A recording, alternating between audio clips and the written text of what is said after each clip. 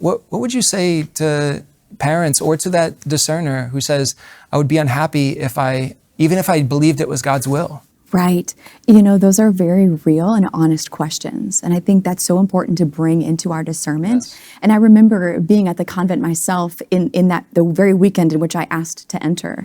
And I remember still grappling and saying, Lord, like, you want me to give up kids? Like, you want me to give up having a husband? Like, oh, this is big, right? Right? Am I going to be happy?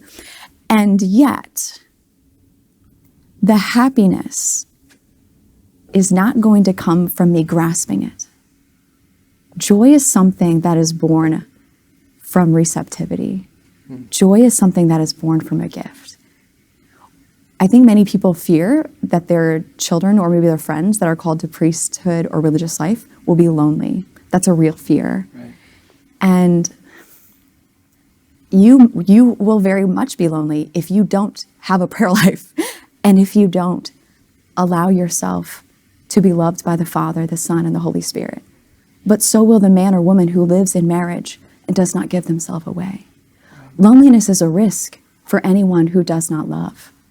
But these vocations that God calls us to, they are all about love.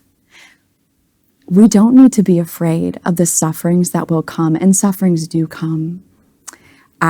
There's probably a whole nother hour I could share with you the sorrows of my vocation.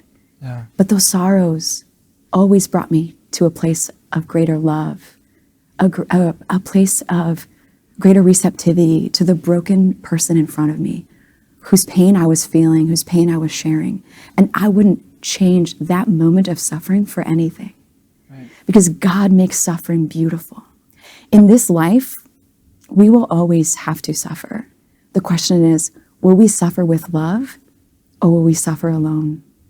But the vocational paths, though they be with suffering, Christ shows us that the end of the suffering of the Christian is the resurrection.